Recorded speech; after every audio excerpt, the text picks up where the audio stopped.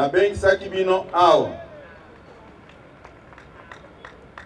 eza pona kwatake mutute eza pona kosolola na bino puisque tozo sala makambo ebele sans informer bino mais boza ba ayant droit oyo boza ko mériter to sala ka rapport na moment nyonso oyo esengeli to sengaki bino boya lelo pour une simple raison toyebisa bino makambo nini oyo ezali koleka lelo ezali vraiment inacceptable à 3 mois d'arriver à l'année électorale, puisque année 2023 est année électorale. Qu'il plaît ou qu'il neige, ceux qui pensent qu'il n'y aura pas élection, ils doivent revoir leurs calculs. Pour nous, l'IDPS, nous nous préparons tous les jours pour aller aux élections. Mais ce qui fait mal, c'est quoi? Les gens sont venus vers l'Excellence, Monsieur le Président de la République, pour lui faire croire que nous sommes venus vous soutenir. Nous allons vous battre pour que vous puissiez avoir une majorité en 2023. Mais en dehors de cette prise de position publiquement, les mêmes personnes, certains d'entre eux, ont choisi la voie de déstabilisation de l'IDPS. Une chose que nous ne pouvons pas accepter. Qu'est-ce qu'ils font? Certains arrivent dans certaines fédérations de notre province. Ils utilisent les moyens qu'ils ont eus sous le régime de l'IDPS. Avec les mêmes moyens, ils ont décidé de déstabiliser l'IDPS. Ils ne vous diront pas que ce que nous faisons ici, c'est pour affaiblir l'IDPS. Ils ne vous diront jamais que ce que nous faisons ici, c'est pour mettre le chef de l'État à genoux. Vous verrez certains faire les grands panneaux avec la photo du chef de l'État et leur propre photo. Vous allez voir certains acheter les drapeaux de l'IDPS tels que vous les voyez au nom du chef de l'État. Mais en réalité, ils ne travaillent pas pour le compte du chef de l'État. C'est la vérité. Devant cette réalité, il y a ceux qui pensent qu'en 2023, ils auront une grande majorité pour faire du chantage au chef de l'État. Et nous, comme les responsables de ce parti, nous n'allons pas nous laisser faire.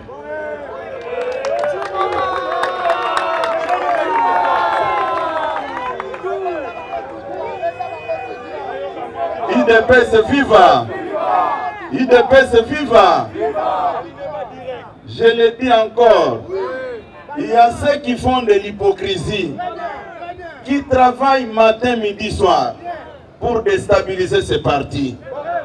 Mais moi je vais vous dire ce soir, l'IDPS n'est pas comparable au reste des partis politiques. L'IDPS est un parti politique créé sur base de sang des peuples zaïrois de l'époque et des peuples congolais de ces jours. Peut-être, je le dis bien, retenez la date d'aujourd'hui. Certains ne verront même pas ces élections-là qu'ils prétendent voir pour déstabiliser l'IDPS.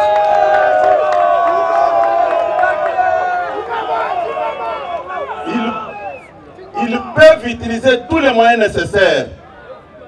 Mais l'IDPS ne va plus disparaître. Ne soyez pas complexés. Nous avons fait face à tous les régimes qui se sont succédés dans ce pays. Ce n'est pas aujourd'hui que nous arrivions au pouvoir que certains individus puissent faire du chantage à l'IDPS. Tout ce que vous voyez dans des fédérations, ce n'est pas l'œuvre des enfants de l'IDPS eux-mêmes. C'est l'œuvre de l'ennemi. Toutes les déclarations que vous suivez de gauche à droite, quelqu'un qui n'est pas en mesure de payer les loyers de sa maison, qui prend des motos pour se déplacer, mais vous allez voir les mêmes personnes qui louent des salles qui coûtent 1500 $, à la fin de leur déclaration bidon, ils se distribuent les billets verts. Cela veut dire quoi?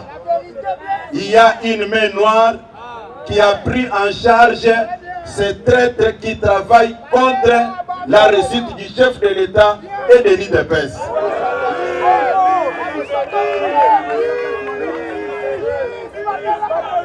Je dis ceci, tous les désordres que vous voyez dans toutes les fédérations, ce n'est pas l'œuvre des enfants de l'IDPS. Les faibles ont accepté de vendre leurs âmes au moyen des billets verts. Tous ceux qui font des déclarations, suivez de près les trains de vie de tous ces gens-là.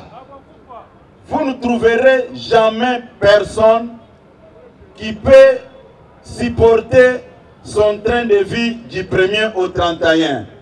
Mais ce sont les mêmes personnes qui sont dans des grandes salles de la ville en train de faire des déclarations, réunir la presse, payer la presse. Après leur déclaration, ils se partagent les billets verts de 500 $, de 2000 $. Il faut se poser la question. Où est-ce qu'ils trouvent cet argent? C'est l'argent qui vient de l'ennemi pour détruire l'IDPS. Mais l'IDPS, comme je venais de vous le dire, c'est un parti créé sur base de sang des paisibles Zaïrois de l'époque et des paisibles Congolais d'aujourd'hui.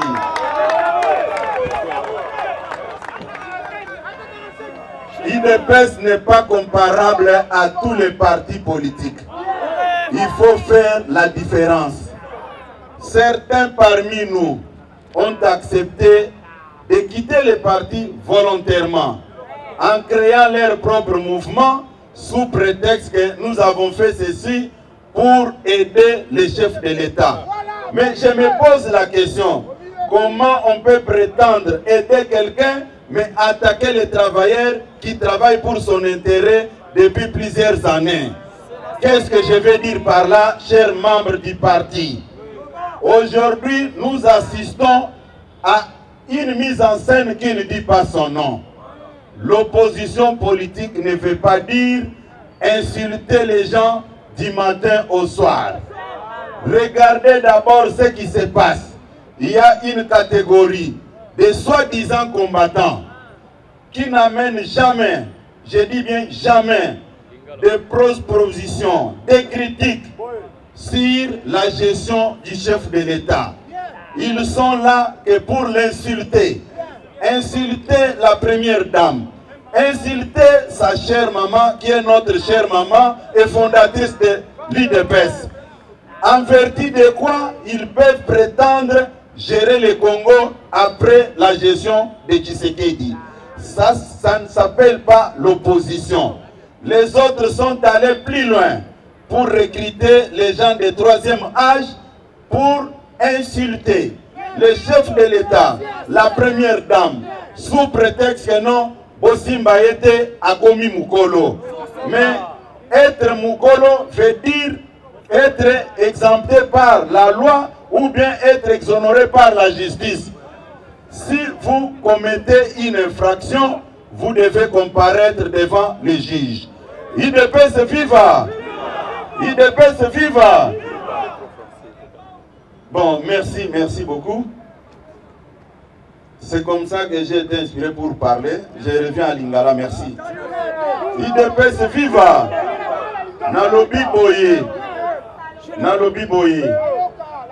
makelele nyonso oyo bozali komona na kati ya ba fédération na biso wana ezali créé epa banguna ya IDPS.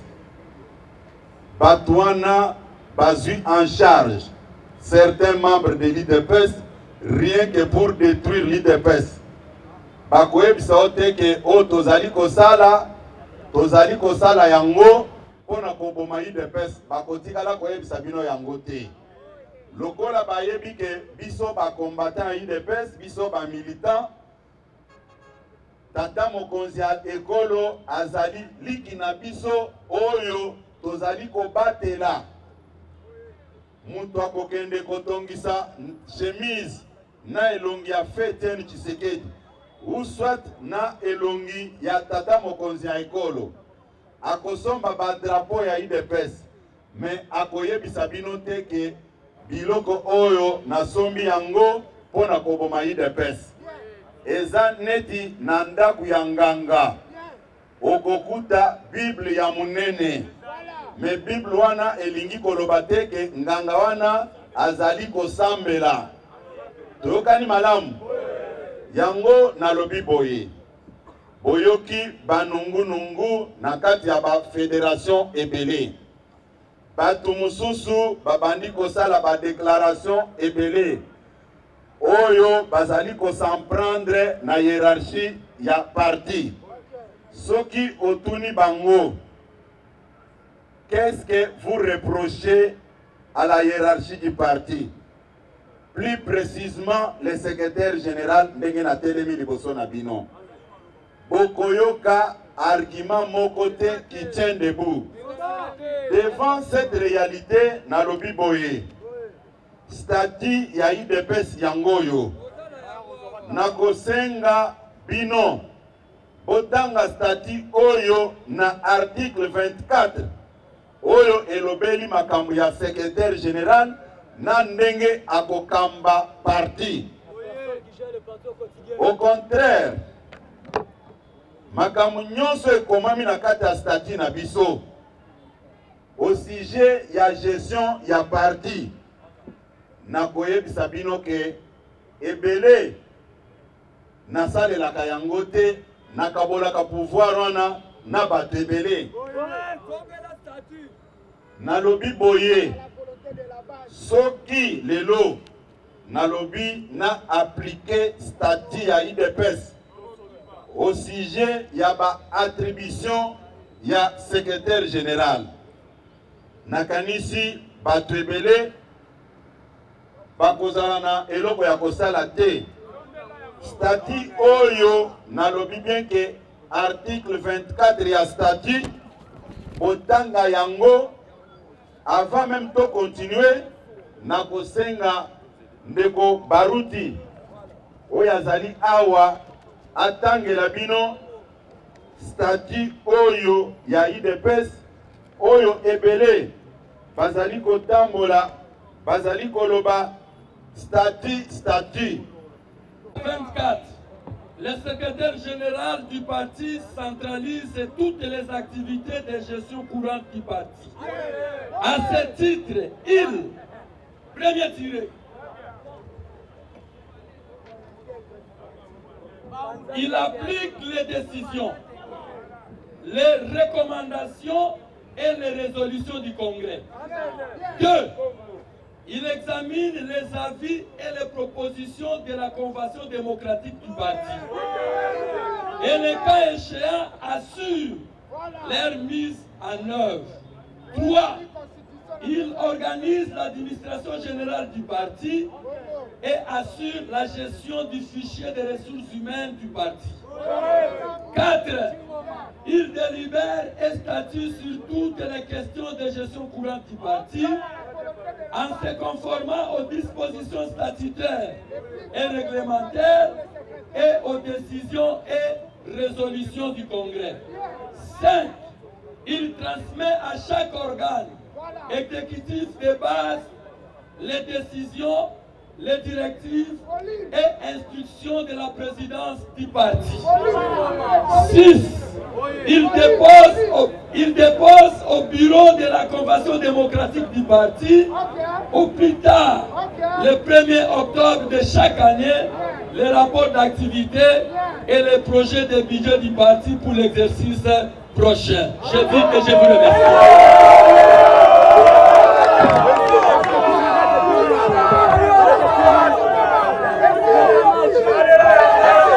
IDPS viva Nakoyebi Sabino Boye.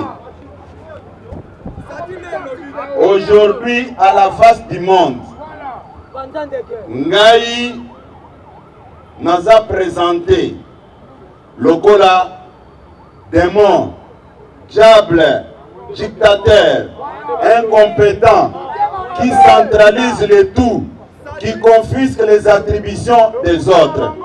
Statut Oyo est un statut légalisé. Statut Oyo. Pour nini nalobi, il faut tout solo la makambo Oyo. Article 24 ya statut et l'obité que toko centralisé et Zolobake, secrétaire général, centralise toutes les activités de gestion courante du parti. Mais il devait se vivre. Nayoki ba inconscient mususu. Batu oyo bazali ko manipuler, kotinda, bokende koloba. Mais sans se rendre compte que Makambouana, baza koyebisa bango, bayebi yango te. Statut oyo eza statut révisé il y a le 25 janvier 2013. Nazali kotuna bino. Na 2013 nazalaki occuper fonction nini na kati ya IDPS. Nazalaki secrétaire national adjoint.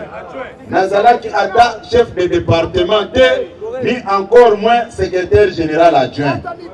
Mais ngai na lobeli bino boye. Ma communion so oyo. Ba collaborateur nanga bazali awa. Makambo ebele na yebisaka bango. Bokende kosala yango bopesanga kaka rapport. Nazozwa exemple moko ya liboso. Secrétaire général adjoint de Otelema. Bobe Telema Boko. Ndenge azali awa. Nalingi tosolola yango. Soki makambu ya bakarte eumelaki mwa muke. Parce que commission na bango basalaki nga rapport nangote. Je pense que c'est ça. Tu peux descendre ici. IDPS viva. IDPS viva. Nalobi ebele bakoyebi sabino Kabuya fait tout gérer seul. Mais awa statut oyo eza très clair na makambo nango. Mais nayebi yango bien. Musapi moko ekoki kolokota silité. Babandi kosala musala ya bakarte. Bauti ko déposer par rapport na bango. Pour na bakarte, ba président fédéraux ba identifier batu à partir ya ba cellule bozo ba carte na bino. Secrétaire général adjoint. Bino batu bo diriger commission wana te, bo gérer dossier oya avant lancement ya ba nouvelle carte. Yebisa ba combattant puisque discours wana tozali koyoka yango na lingi sikoyo likambo moko moko tolobelaka yango. Vous avez la parole. IDPS viva.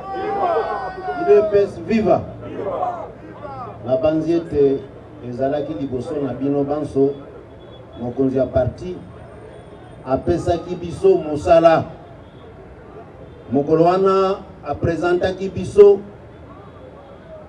alobi ete apesi biso mosala na commission na ngai to examiner na condition nini oyo tokoki ko délivrer ba carte de membre. Tosalaki mosala, tosali ba séance mitano. To tie système ya ko encoder ba tubanso ou te sous cellule ti fédération. Lobinde to pesaki rapport final et pas ya mokonzi ya parti. Na banzete mosala wana boko sepela nango tango ezate ka salaka mosala ye moko. toza kosalisa ye nsima na ye tosala mosala malembe malembe na bénédiction ya secrétaire général. Merci beaucoup. Vanda. IDPS viva! IDPS viva! Makamboyo soki na komi kobima nango libanda. Ezali soni. Na lobite ke na kozala secrétaire général éternel ya IDPS. Parce que Bible et lobby, moi en tant que croyant de la parole de Dieu, tant on a zotanga makomio balobi, personne n'est éternel, nul n'est éternel. Naebi que éternité wana ezo touché na ba domaine nyonso. Je ne peux pas faire semblant de ça. Mais il faut que luka ba argument mususu pour me confondre. IDPS viva. Par exemple, ezali ebele. Nazui kaka muke puisque yangonde eza kosala actualité. Statut yo epesinga pouvoir comme secrétaire général. Dans son article 24.1, yako appliquer ba décision, ba recommandation nyonso ya congrès. Balobite que ba pesi biso mais ba pesi na secrétaire général. Yango moko na point D et article 24 et lobby boye. Et lobby que secrétaire général a examiné la proposition ya convention démocratique. C'est toujours secrétaire général. Akoki kondima yango tango bazolo bakemutu a examiné. Mais ngana yebisi bandeko boye. Statut oyo ba rédigaki yango na 2013. 2013 nazalaki ata secrétaire général adjoint. Correct. Ngana komi secrétaire général na 2019. Bien parlé. 6 ans après. Batu bakomaki ezali ngai te. Mais pour quelles raisons je deviens l'objet d'attaques, des injures sous prétexte que nous protégeons les partis contre des dérives dictatoriales. IDPS viva! IDPS viva! Stati oyo ngai mutu na promulgaki yango te. Stati oyo mutu a rendre yango public eza fait Dr Etienne Tshisekedi le 25 janvier 2013. Comment expliquer que nakoki ko souffrir na likambo oyo bino moko bopesinga yango bolobi secrétaire général sala musala kobima libanda ya statut? Est-ce que batu ya mangomba mususu bazali kotala biso bakozwa biso sérieux na comportement na biso? Lelo ba expert na statut ya IDPS baza na ba réseaux sociaux nyonso.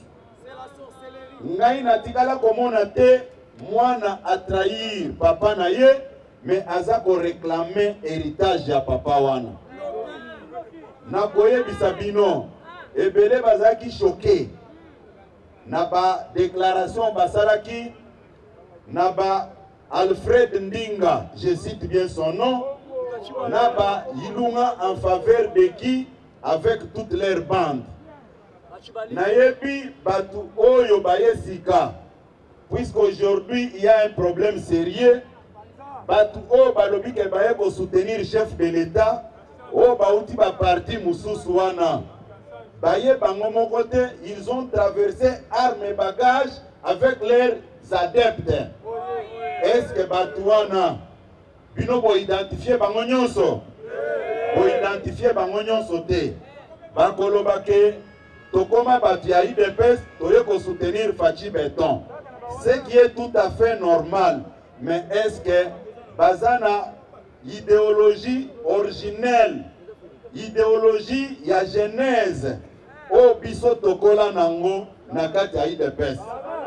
Bazana Yangote, il faut encore du temps pour bailler comment est-ce que l'IDPS fonctionne.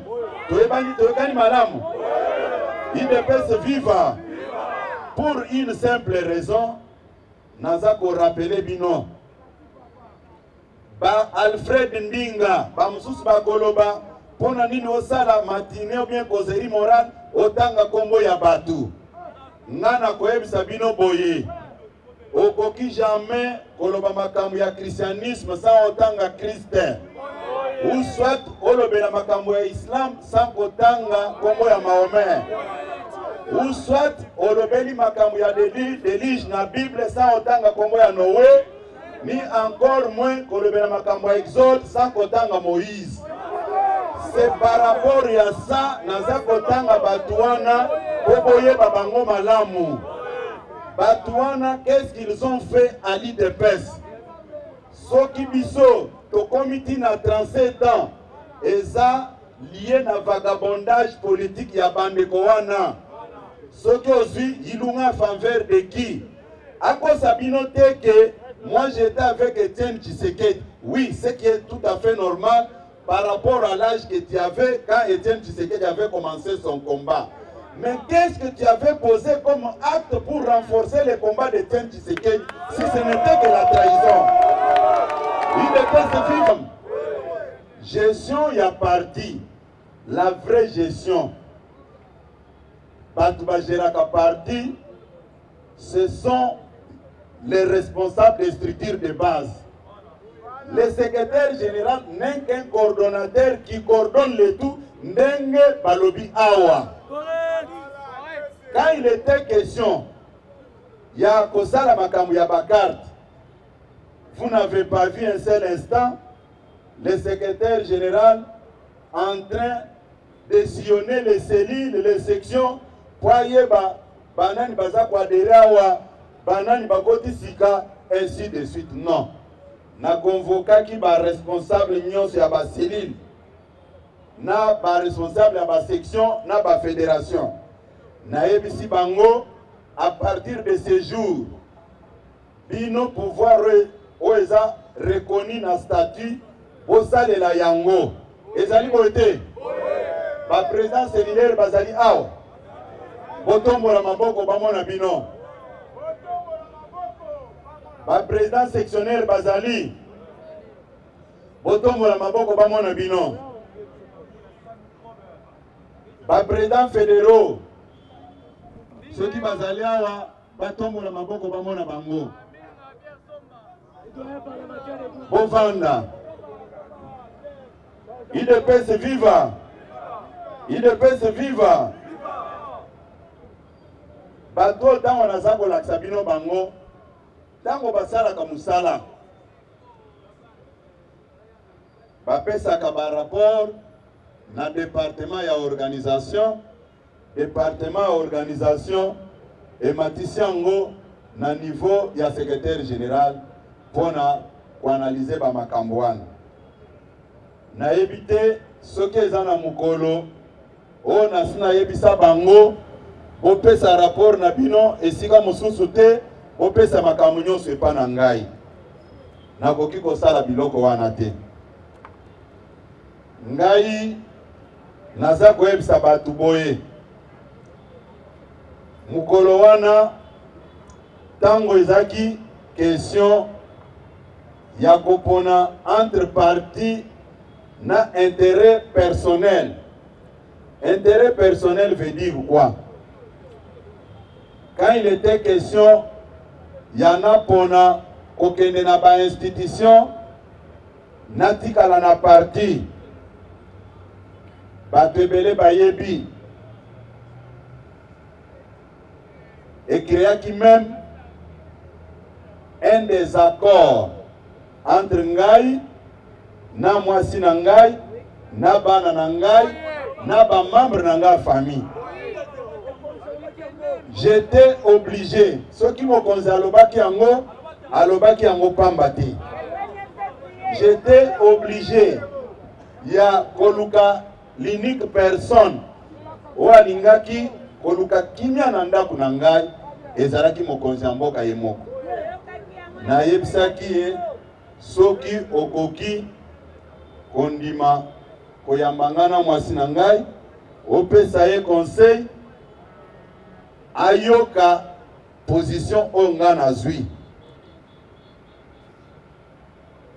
puisque eza na bamakambo mosusu oyo mokonzi akoki kointervenir même na kati ya foyer na ngai. Je sais de quoi je parle. Mais namemaki mwasi na ngai pa mokonzi avant sabiso un certain dimanche ayebisi mwasi na nga nayebi que c'est très dur na décision mobano azwi. Il a accepté de se sacrifier pour nous tous. Que atikala na parti. Mais tokobosa na été. À cette époque-là, ebele baza kolobela makambo ya parti. Babandaki ko se bousculer. Balobaki, nous avons passé 37 ans de souffrance. C'est notre tour aussi pour se réjouir. Ebele batreta kinga d'un inconscient. Mais lelo bangonde baza ba expert. Dieu n'est pas injuste. Dieu est juste. Tout ce que ebele bazali kosala dans les noirs sous prétexte que bazo bunde la partie. Rien que pour détruire les partis. Zambé aza injuste te. Tango yo za conscient que tu es au service du mal. Mets-toi en tête que la colère de Dieu va te frapper un jour.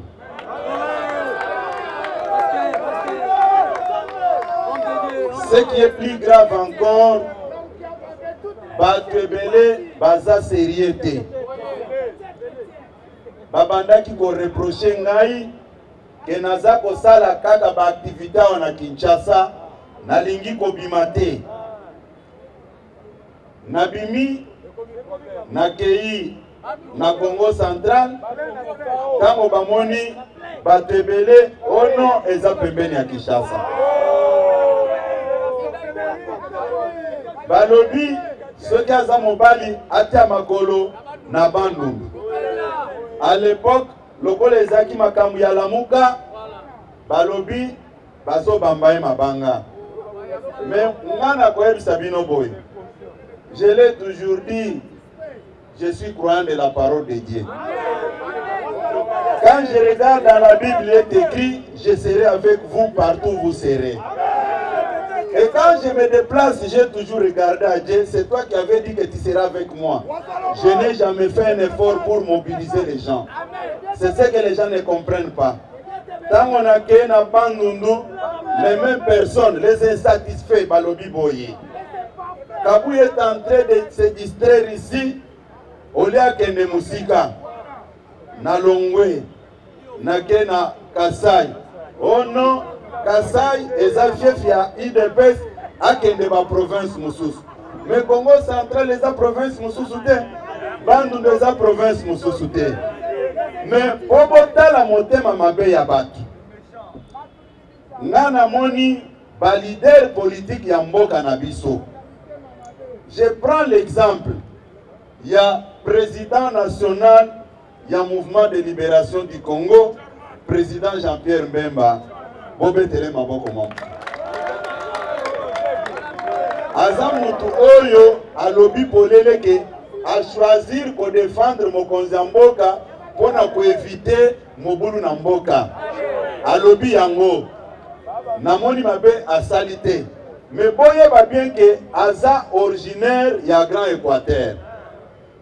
Tango accueilli na fief électoral na ye. Ce n'est pas un petit monsieur. Il a assumé des fonctions dans ce pays de vice-président de la République. Mais je n'ai vu personne à ça qu'on reprochait que pour nini ok kaka na Équateur au lieu au na Katanga. Mais quand c'est Kabouya qui se déplace comme ça, oh non, pour nini nazo kene ma province mususu. Vous allez me juger jusqu'à quel niveau? Mais je vous annonce déjà dans les jours à venir na kokende na Kisangani. Et je vais vous démontrer encore ce que l'IDPS est capable de faire dans ce pays. Tokani malamu. Bokoki kokosa teke bolingi mokonzi ya mboka, mais entre-temps boza ko détruire parti na ye. Mokonzi ya mboka ndenga azali wana, même soki aza na union sacrée, aza na mwa liboke na ye. Liboke na ye wana kombo nango ezali IDPS. Eza bongo te. Ba mususu bake plus loin. Nalingaki na bosa na eloko wana. Bakei koyebisa mokonzi ya mboka boye. Mokonzi ya mboka.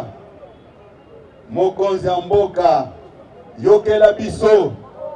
IDPS nengo zomona yango boye. Ekoki jamais kozwa ata 20 députés. Mokonzi ya mboka. Yokela biso. Mokonzi ya mboka. Longwa na IDPS. Topeso parti politique mususu. IDPS viva. Bake musika. Bayebisi mokonzi ya mboka boye. Sala ndenge président ya Togo asalaki. Atikaki parti papa ne atikaki. Ake kosala ya ye parti. Puisque na IDPS okozala na batu bakobanda ko bloquer yo. Yokela biso. Les renards. Les renards. Laissez le chef de l'État tranquille.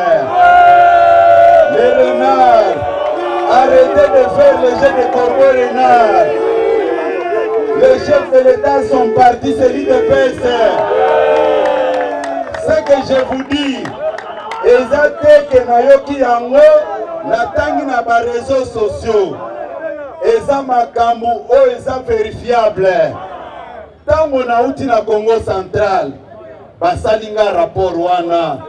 Bayebisinga ke il y a un groupe de gens bake koyebisa mokonzi ya mboka boye. Sala ndenge président ya Togo asalaki. Atikaki parti ya papa na ye, asali parti mususu. C'est comme ça que vous allez voir à travers la ville. Oyo asali mouvement na ye, oh c'est pour le chef de l'État. Oh c'est pour le chef de l'État. Oui, nous sommes d'accord. Vous pouvez faire ça pour soutenir le chef de l'État. Mais laissez le chef de l'État aussi, il a son parti qui s'appelle IDPS. Le corbeau et le renard. Laissez le chef de l'État tranquille. Maintenant, dans mon ayoki information wana, nakei inde ti et pas mokonzi. Nalobi na yeto solola na salo rapport ya makambo nazana yango. Avant na décider na ba makambo susu. Mokonzi alobi mata na yo naza kozela yo. Olie ekomane dirimer na soulever likambo. Mokonzi alobi c'est un rêve. Parti o bazali kolobela wana. Papa ya mutu wana azaki dictateur reconnu mondialement. Parti wana o papa na atikaki ezalaki na makila. Mais oyo papa na atikaki ezana bosoto ata moko te. De quel droit batu wana bapusani pembeni na yo?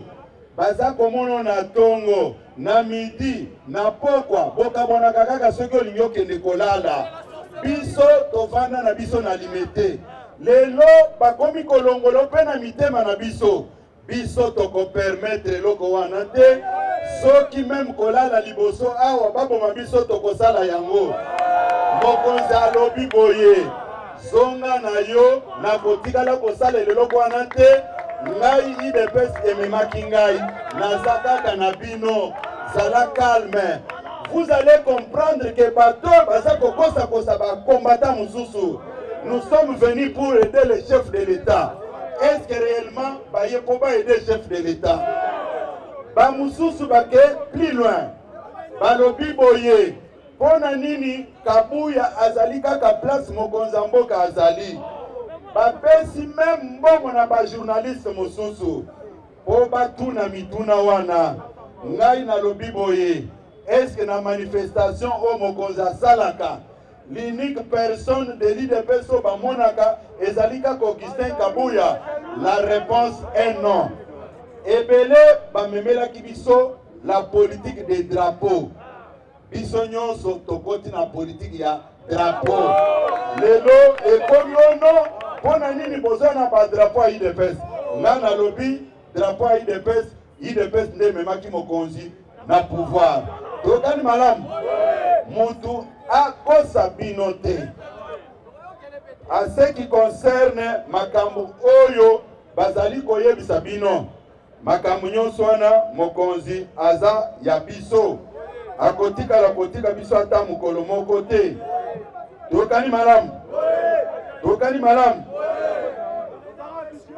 Awa nazali kosenga ba corbeau et les renards. Batika Félix Tshisekedi tranquille. Baye sous prétexte que baye ko soutenir ye. Mais avec un seul objectif pour pas déstabiliser l'IDPS. Nalobi boye. Devant la réalité wana, vous devez prendre conscience. J'ai subi beaucoup de pression.